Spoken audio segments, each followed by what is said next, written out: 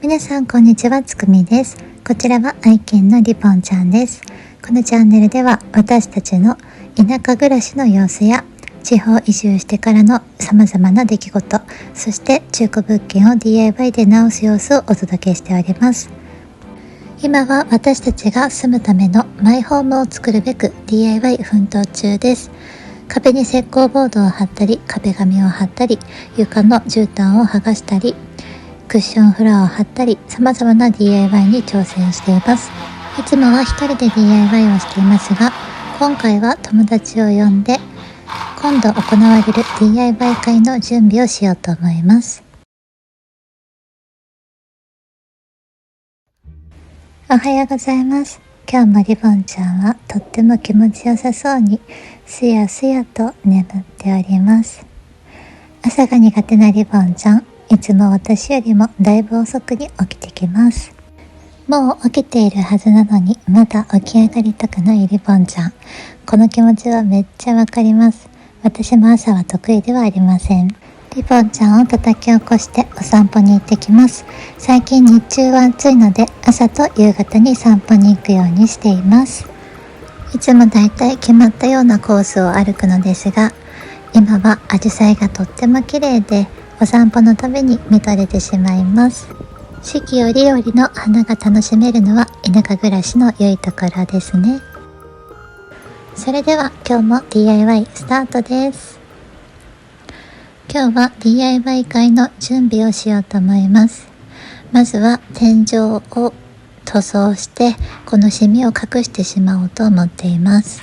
以前リビングの天井に塗ったものと同じ塗料グレーを使用していきます。 DIY 会では壁紙を剥がして張り替えて、そしてクッションフロアを貼る予定です。なので先にこの天井をやっておかなければいけません。DIY 会って何なのって思った方いらっしゃいますよね。私は DIY のコミュニティに今入れていただいてます。 DIY DAO というコミュニティなのですが、そこで DIY 会を開催すればメンバーさんたちがお手伝いに来てくれる、そういう仕組みになってます。 DIY DAO というコミュニティは DIY の YouTuber として活躍されている DIY 大家おかぴさん、ポレポレ DIY という YouTube をされています。この方がファウンダーとして立ち上げられたコミュニティになります。私はボイシーを通じてこの DIY DAO のことを知って参加申し込みをしてコミュニティのゼロ期生として入れていただきました。この田舎に移住してきてからはほとんど一人で DIY することが多くて、時には心が折れそうになったり、どうやってやればいいのかわからなくて調べてもわからないっていうこともたくさんありました。この DIY のコミュニティに入ってからはいろんな方に質問ができるようになったので、自分の DIY のスキルを上げることができるなと感じています。またこのコミュニティには職人さんも所属されているので、プロの施工の仕方などを聞くことができるのも私にとってはとっても貴重です。今度の DIY 会は私が主催で、この家と宿の方両方を直す予定なのですが、合計で17名ぐらいの方が来てくださることになっています。スムーズに DIY ができるように今のうちにできることはしておこうと思います。壁や床の壁紙剥がしやパテ塗りくらいまでやった方がいいのかなと悩んでいるところなのですが、あまりやりすぎると人数も多いしやることがなくなってしまうんじゃないかなということで、どこまでやるのか悩みながら今作業を進めています。今回はプロの職人さんもお二人ご参加いただけるとのことなので、みんなで勉強をするようなそういう会になりそうです。壁紙の貼り方やクッションフロアの貼り方を教えてもらえる機会はそうそうないので、すごく楽しみです。この日は友達が手伝いに来てくれました。長い時間作業することになりそうなので、リボンちゃんはお留守番ではなく一緒に連れてきました。今唯一安全なのがこの掘りごたつの中、ここはきれいにボードを貼ってあるので安全にリボンちゃんも過ごすことができます。そして私たちが今座っている床の部分はタッカーの針や釘が出ているので、それをきれいに取り除いていこうと思います。いつもは置いていかれるはずなのに連れてきてもらえて嬉しいのか、すごくご機嫌な様子のリボンちゃん、尻尾をフリフリしながら私たちの作業を見守ってくれてました。リボンちゃんにホコリがかからないようにできるだけ気をつけながら丁寧に掃き掃除をしています。幸い今日はリボンちゃんのお風呂の日、 DIY が終わって家に帰ったらお風呂に入れてきれいにしようと思います。リボンちゃんはお風呂が苦手です。いつもお風呂に入れるときは抱っこして膝の上に乗せてシャンプーをするのですが、もう固まって動けなくなってしまいます。きっと濡れるのが苦手なのでしょうか。雨の日も苦手で、散歩に行こうとしてもあまり外に出たがりません。これから梅雨時期がやってくると思うと、リボンちゃんのお散歩があまりできなくなるんじゃないかと心配しています。家の中でも元気に遊べるように早くクッションフロアを貼って仕上げたいと思います。この丸まっているのがクッションフロア。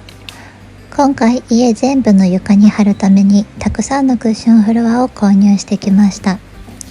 玄関側の床の掃除をしたいので、今置いているクッションフロアを洗面所の方に移動させます。前に住んでいた家も宿の方もクッションフロアではなく木のフローリングを引いてあります。なのでリボンちゃん的にはクッションフロアの方が歩きやすくなっていいのではないかと考えてます。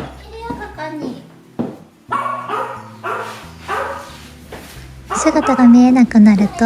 ワンワンと吠えて呼びつけてくるリボンちゃん。毎回応じてしまうと癖になりそうなのでしばらく放置します。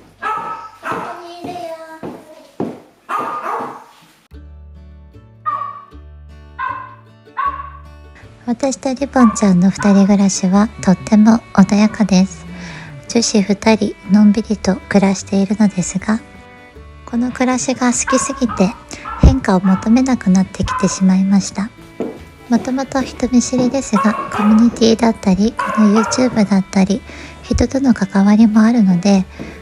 寂しいなって思うこともなくて、今がとってもちょうどいい暮らしをしている気がしますいいかやな。この幸せはきっとリボンちゃんのおかげ。自分を必要としてくれる存在がいるっていうのは動物でも人間でも嬉しいものですね。そして日々の仕事に疲れたらここに遊びに来たくなるという私の友達は、もしかしたら癒しを求めているのかもしれませんね。彼女はというと、今は外で木を切って庭をすっきりさせるべく頑張ってくれています。彼女とは作業も手分けしてできるし、旅行の時も別行動できるのでとっても楽ちんです。クッションフロアも運び終わったので、玄関周りの床の掃除をしていこうと思います。この辺りももともとは絨毯が引いてあったので、それを打ち付けるためのタッカーや釘が残されています。これらをきれいにベンチで取り除いて床がきれいになるようにしていきます。ここはそのうちパテを塗って、それからクッションフロアを貼る予定です。パテ塗りまでした方がいいのかすごく悩むところなのですが、プロの塗り方とかも見せてもらった方がいいのかなっていう気もするので、とりあえず今回はこういう釘や芯を抜くところまでやっていこうかなと思います。とっても地味であんまり動画映えしない作業が続いていてつまらないかもしれないのですが、これが DIY のリアルと思って見てもらえたら嬉しいです。次回は DIY 会の様子をお届けしますので、今回よりも結構見どころのある動画になるんじゃないかと思います。ぜひお楽しみにしといてもらえたら嬉しいです。続きましてクローゼットの床をきれいにしていきます。ここは釘やタッカーの芯を取るだけではなくて、端っこに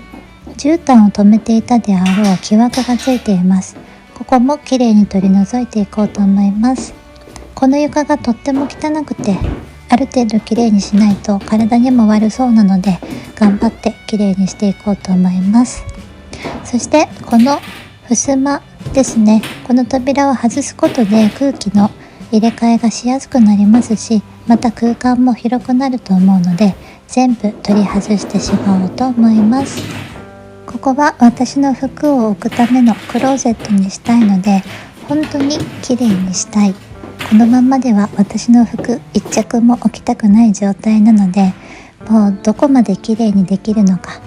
この家の DIY の中でも最も頑張るべき場所になるかなと思っています。そしてこの部屋はなんか空気の循環が悪いなってとても感じるので、換気扇を窓につけて常に換気をすることで、中に空気がたまらないように、いい空気が循環するようにしたいなと思っています。この家が完成すれば、前住んでいた場所よりも宿から近くなって管理がしやすくなります。もし何か緊急な対応が必要な時も飛んでいきやすくなるので、とっても便利じゃないかと思います。こんな感じで枠がすべて外し終わりました。ここからは掃除をしてきれいにしていこうと思います。と、掃除をするその前に上についている扉も外してしまおうと思います。扉を外す前にこの照明も外さないといけないですね。この照明はめっちゃ和な感じなんですけれども、このクローゼットは洋風な感じに変えるので、扉も照明も変えてしまおうと思います。この家にはヤモリの出現率が高いので、かなり恐る恐る扉を外しています。ここにもいましたね、ヤモリくん。虫や爬虫類が苦手な私、震え上がってしまっています。でもどうにかしないといけないので、とりあえず照明を外すことから始めましょう。ヤモリは虫を食べてくれるし、悪くはないとはよく聞くのですが、私もヤモリがとっても嫌いとかではないのですが、でもやはり怖いということで、暴れ回っているヤモリを横目にチラチラと確認しながら照明を外していきます。びっくりしているのは私だけではなく、ヤモリの方も同じなようで、あたふたと逃げ回って右へ左へとずっと移動し続けています。そのうちこっちに飛び出してこないか、とってもハラハラします。扉を外して見晴らし良くなったのはいいですが、ここにヤモリがいます。悪い虫を食べて家を守ってくれるのであれば、特別にここに住むことを許可してもいいのですが、しかしここはクローゼット、できれば違う場所に移動してほしいです。着る服を選んでいたらヤモリが出てきたなんてことになったら、私気絶するかもしれません。女一人暮らしで大変だなと感じる瞬間、それは虫とヤモリが出てきた時、この2つです。力は意外とあるし、運転もできるのでそんなに困ることはないのですが、こういうメンタル的にやられることに関しては本当に困りますね。将来年を取ってからまだ独り身だったら、その頃にはこういう爬虫類とか全然大丈夫っていう女性と一緒にシェアハウスなんかで住んでもいいかもしれません。 DIY ができて料理が好きな同居人、どうでしょう、需要あるでしょうか。人生はまだまだ続くので、5年後10年後どうなっているのか楽しみです。これをご覧の視聴者さんともいつかどこかでお会いできるかもしれない、そう思うと楽しみが増えますね。もしどこかで私を見かけた時には、人見知りなので話しかけられても逃げる可能性があります。なので声をかける際には、つくみさんですかと聞いてもらえると、視聴者さんなんだなと気づくことができてありがたいです。今日のところは DIY はこのぐらいで終わりにします。家の外には白いアジサイが咲いていて、とっても可愛くてお気に入りです。夕方からは友達と2人で宿の方のベランダでバーベキューをしたのですが、季節的にもとっても気持ちよくて、リボンちゃんも一緒にのんびりと過ごすことができました。この日着ていた T シャツは DIY ダウンの T シャツ、実は私がデザインをしたものです。そして翌日、この日は職人さんにも来ていただいて外作業をしました。お昼休憩の時には近くのお蕎麦屋さんに行って十割そばとイノシシの瓦焼きというのをいただきました。外の方がどうなったかというと、こんな感じで木の枝を切ってもらってちょっと整地までやってもらいました。宿の物置からは窓に取り付けるエアコンを取り出しました。そして DIY 会前日、冷蔵庫にはたくさんの食材を詰め込んでおきました。次回、みんなで DIY。DIY ダオのメンバー、たくさんの方が来てくださって、みんなで DIY 会を行いました。家と宿、両方の DIY を行った様子を動画にしていますので、ぜひ次回も見てもらえたら嬉しいです。最後にお知らせです。リボンちゃんの LINE スタンプできました。実写版とイラスト版がありますので、ぜひご覧ください。そしてボイシーでははんなり田舎で宿するラジオというラジオ放送をやってます。ぜひ QR から聞いてみてくださいね。それから NFT アートとしてデジタルアートの販売も行っています。購入していただくと年に1回行われる私の営む宿の宿泊招待抽選会に参加することができますので、ぜひ見てもらえたら嬉しいです。それではご視聴いただきありがとうございました。チャンネル登録もよろしくお願いします。